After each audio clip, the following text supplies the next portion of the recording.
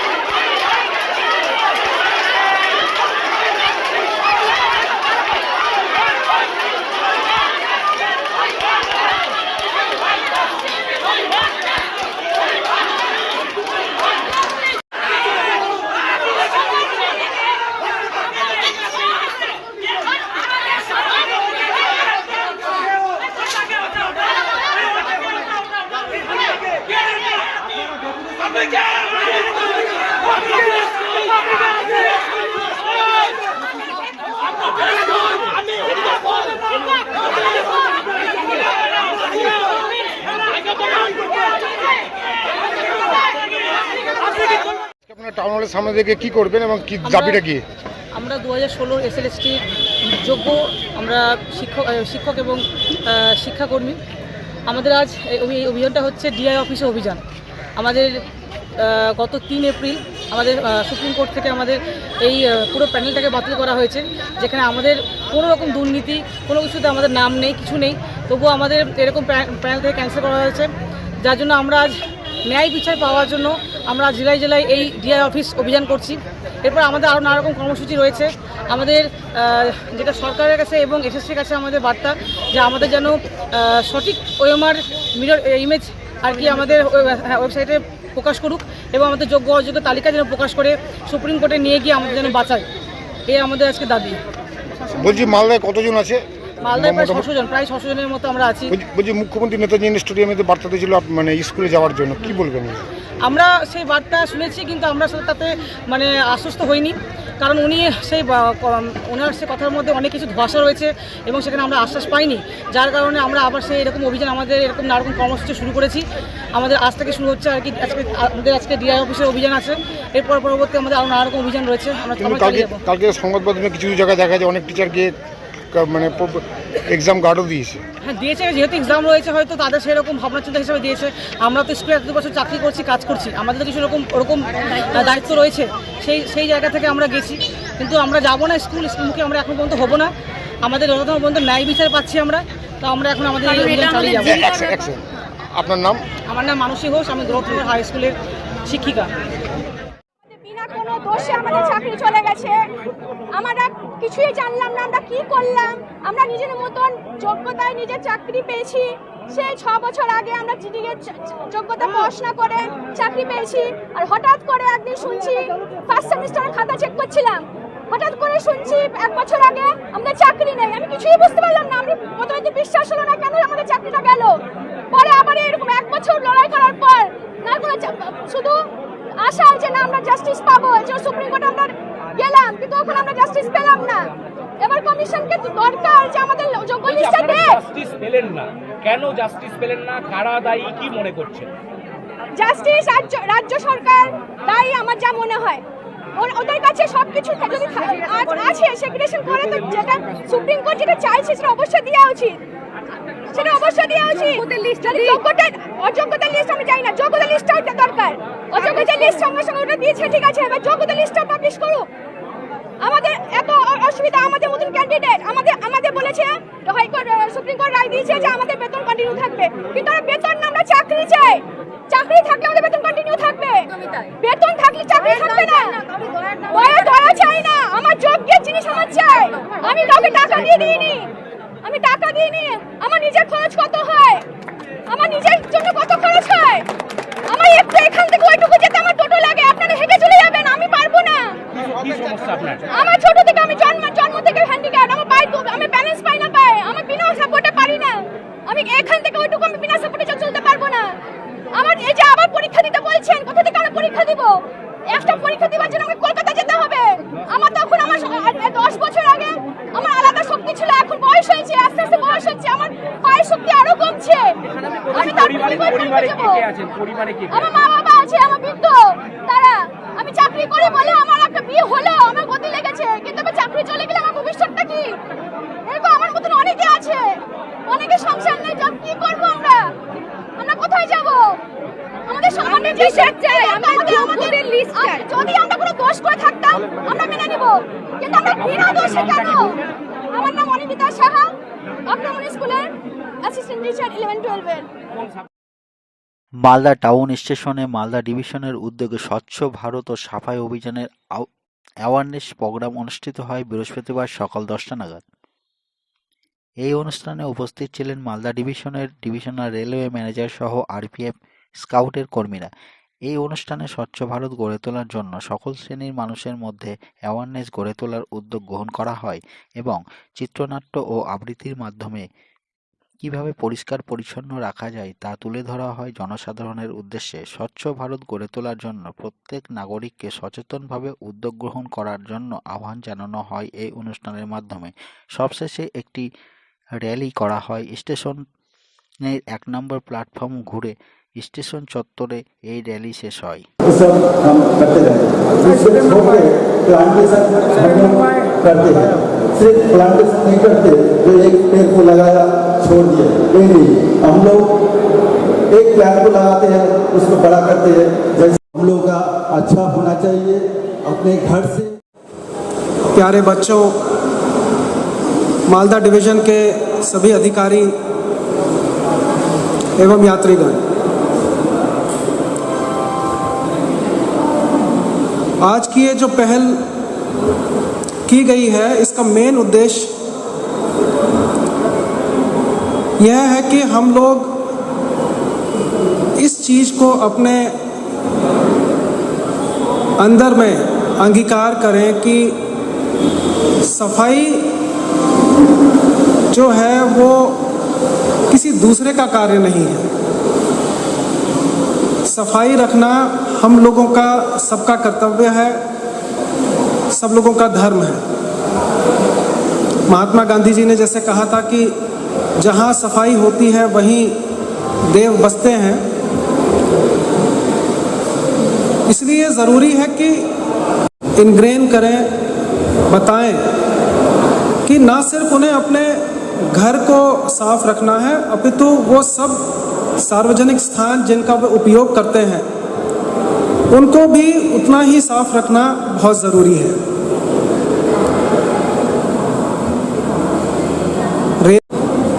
जिसे हम लोग भारत की जीवन रेखा भी कहते हैं, रोज़ाना करोड़ों लोगों को एक स्थान से दूसरे स्थान पर ले जाती है। के इंतज़ार में हम लोग काफ़ी समय स्टेशन पर भी बिताते हैं, तो ये हमारा दायित्व। स्टेशन को हम लोग प्रयोग में ला रहे हैं, जहाँ पे हम लोग अपना समय बिता रहे हैं, वो स्टेशन भी बिल्कुल साफ सुथरे रहें, जिससे ना सिर्फ हमें उसका उपयोग करने में अच्छा लगे और फिर यात्रीगण वहाँ पर आएँ, वो भी उसको स्वच्छ देखकर उसको उपयोग करें। जब हम लोग करेंगे, उससे हम लोग कहीं ना कहीं इस चीज़ को स्वीकारेंगे कि हाँ, ये हमारा भी कर्तव्य है कि हम लोग जहाँ रहते हैं, जहाँ जिस चीज़ का हम लोग प्रयोग करते हैं, जिस जगह का, उसको हम तो इसी उम्मीद के साथ कि जितना अच्छा स्टेशन हम लोग अब डेवलप कर रहे हैं अमृत भारत स्टेशन में अलग अलग लोकेशंस पे, उतनी ही बेहतर सफाई भी हम लोग इन स्टेशन पे देखेंगे आप सब यात्रियों के माध्यम से, लोगों के अंदर में, कि सब लोग एकजुट होकर एक स्वच्छ भारत को बनाने में हमारा योगदान करें। धन्यवाद।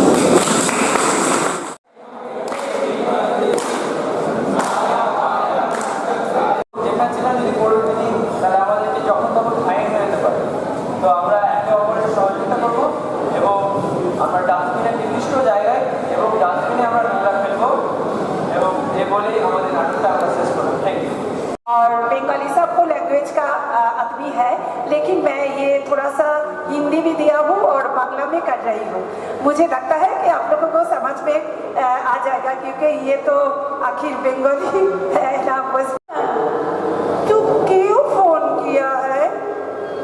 अरे তোর কোনো খবর নেই, কেমন আছিস? চাই ভাসতে চাই ভালোবাসার আবির মেখে।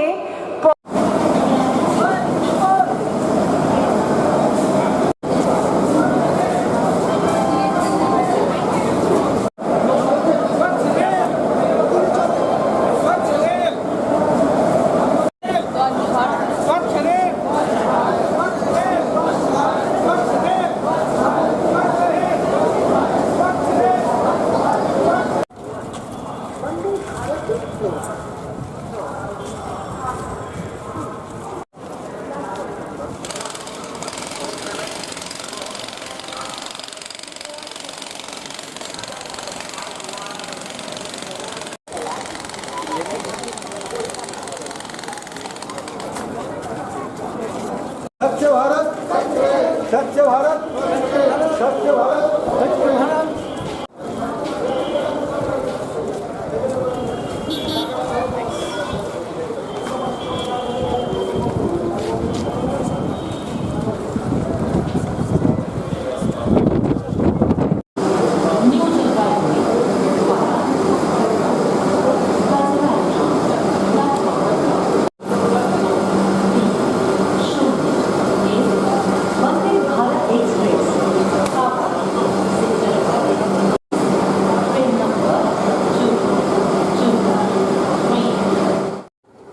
লোকসভা এবং রাজ্যসভায় ওয়াকফ বোর্ডের যে সংশোধনী বিল সেটা পাস হয়ে গেল, সেই বিষয়ে কি বলবেন?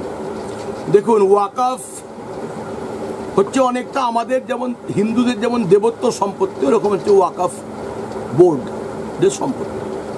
কিন্তু ঘটনাটা হচ্ছে, আগে যে আইনটা ছিল তাতে কি করছিল, যে কোনো সম্পত্তিকেই তারা ডিক্লেয়ার করছিল ওয়াকফের সম্পত্তি বলে। এখন সেখানে একটা বার চলে এলো, নতুন আইনটা অনেক বেটার হলো, যে জেলা শাসককে একটা ক্ষমতা দেওয়া হলো। জেলা শাসক আগে এনকোয়ারি করে দেখবেন যে এই সম্পত্তিটা আদৌ ওয়াকফ বোর্ডের সম্পত্তি কিনা, এবং এনকোয়ারি করবেন, তারপরে কোনো পারমিশন হবে। আমার কাছে এক ক্লায়েন্ট এসেছিল নবেউল বলে, তিনি মুসলিম জাতিতে, তার রায়তী সম্পত্তিকে ওয়াকফ বোর্ড নিয়ে নিয়েছে ওয়াকফ প্রপার্টি বলে।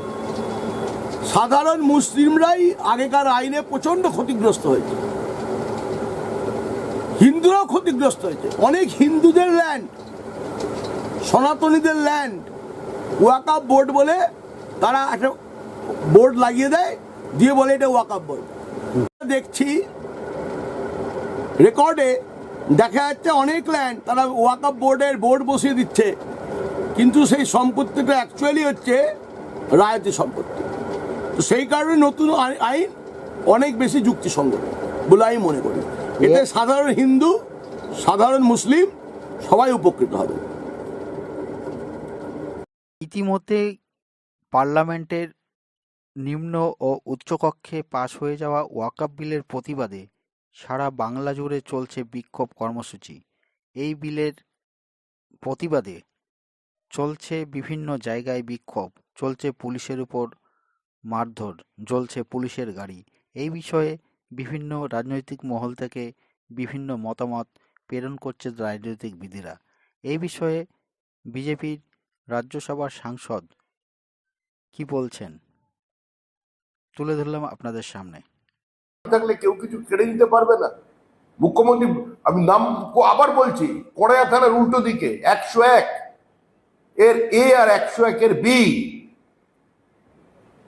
মোতোয়ালির নাম আতাউল হক। হাইকোর্টের নোটিশ ঝুলছে, বিধানসভায় প্রশ্ন উঠেছিল, রেকর্ড আছে সরকারি, কি করে সেখানে এত বড় মাল্টি স্টোরি বিল্ডিং তৈরি হয়ে গেল। পশ্চিমবঙ্গে যে পরিমাণ ওয়াকফ প্রপার্টি লুট হয়েছে, বিক্রি হয়েছে, ভারতবর্ষের অন্য কোনো প্রদেশে তা হয়নি। একটা সমস্ত জিনিস একটা শৃঙ্খলার মধ্যে রাখতে হবে। ভিক্টোরিয়া ওয়াকফ প্রপার্টি, ইডেন গার্ডেন ওয়াকফ প্রপার্টি, রাইটার্স বিল্ডিং ওয়াকফ প্রপার্টি, ফোর্ট উইলিয়াম ওয়াকফ প্রপার্টি। ফোর্ট উইলিয়াম যে প্রমাণ করবে যে এটা আমার জমি, সরকারি সম্পত্তিকে এনক্রোচ করবে, সেটা চলবে দিনের পর দিন। দরিদ্র মুসলিম যারা অসহায় মহিলা আছে, যারা শিশু আছে, যাদের জন্য এই ওয়াকফ প্রপার্টি রোজগার, তারা কিছু পাচ্ছে না, কিছু মুসলিম মানুষ লুট করছে। আর তাদের সমর্থনে নেমে কিছু মানুষ বলবে সংবিধান মানি না। আর মুখ্যমন্ত্রী বলছেন একটা সম্প্রদায় দুঃখ পেয়েছে, আমি থাকলে সেটা হতে দেবো না। দিনের পর দিন এই রাজ্যে গত 3 বছর ধরে মুসলমানরা খুন হচ্ছে, ধর্ষিত হচ্ছে, মুসলমানদের জীবন্ত পুড়িয়ে মেরে দেওয়া হচ্ছে। সবচেয়ে বেশি মুসলিম মারা গেছে গত 3 বছরে পশ্চিমবঙ্গে। রাজনৈতিক খুন, মরছে তৃণমূল, মারছে তৃণমূল, মরছে মুসলমান, মারছে মুসলমান। কারাই ব্যবস্থা তৈরি করেছে। হুগলি জেলার মতুয়াদের মহা উৎসবে উপস্থিত ভারত সরকারের শিক্ষা প্রতিমন্ত্রী সুকান্ত মজুমদার তথা রাজ্য বিজেপির সভাপতি।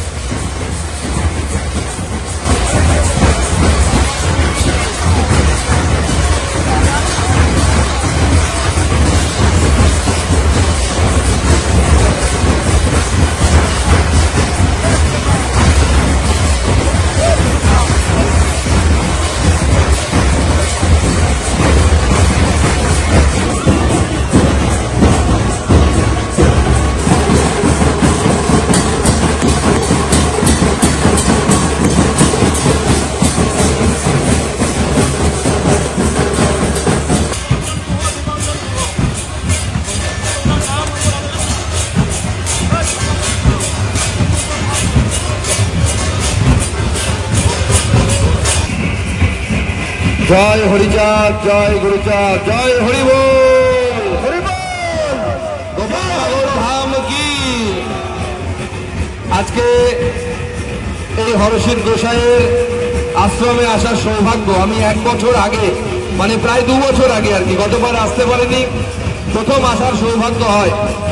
আজকে এই ধামে, গোপাল ধামে, শ্রী গোপাল ধামে উপস্থিত হয়ে আমি নিজেকে পুণ্যবান মনে করছি, ভাগ্যবান মনে করছি। হরচিত গোসাইয়ের চরণে প্রণাম জানাই। ঠাকুর হরিচাঁদ, গুরুচাঁদ সহ সকল শ্রদ্ধেয় এবং শ্রদ্ধেয়াদ সাধু গুরু বৈষ্ণব পাগল যারা আছেন তাদের চরণে আমার শতকোটি প্রণাম, তাদের সকলকে নমস্কার। আজ এই মতুয়া মেলা এক পুণ্য ধামে পরিণত হয়েছে। হাজার হাজার মানুষ, লক্ষাধিক মানুষ এখানে এসে অবগুণ্ঠন করছে, অবগাহন করছে এবং মানুষ পুণ্য অর্জন করছে। এই মন্দির, এই ধাম আগামী দিনে এইভাবে মতুয়া সমাজকে একত্রিত রেখে, মতুয়া সমাজকে যে জন্য ঠাকুর হরিচাঁদ, গুরুচাঁদ এবং পরবর্তী সময়ে অন্যান্যরা একত্রিত করেছিলেন, সেই সমাজকে একত্রিত করে রক্ষা করার কাজে এই ধাম অত্যন্ত গুরুত্বপূর্ণ ভূমিকা পালন করবে। এখানে প্রচুর মতুয়া সম্প্রদায়ের মানুষের বাস এই পান্ডুয়াতে, পান্ডুয়ার বাইরে থেকেও প্রচুর মতুয়া সম্প্রদায়ের মানুষ এসেছে। আজকে আমি সমস্ত মতুয়া ভাই, বোন, দাদা, দিদি যারা এসেছেন, কাকা, কাকিমা, তাদের সকলকে আমার নমস্কার জানাই, আমার প্রণাম জানাই, আমার অভিনন্দন জানাই। এইভাবেই এই ধাম প্রতি বছর আরো লক্ষাধিক সংখ্যায় লোক ভক্ত সমাগম বাড়ুক। আমি আপনাদের পাশে আছি, ছিলাম, আগামী দিনেও থাকবো। আমি ছোট্ট কাঠবিড়ালির মতো, যে কাঠবিড়ালি রাম সেতু তৈরির সময় মাত্র কয়েক কণা মাটি দিয়েছিল, তো আমিও সেই কাঠবিড়ালির থেকে বড় কিছু নয়। এই সেতু তৈরিতে এই কাঠবিড়ালি যতটুকু অবদান সম্ভব আমার তরফ থেকে থাকবে। আপনাদের সকলের চরণে আমি প্রণাম জানিয়ে আমার বক্তব্য শেষ করছি। জয় হরি বল।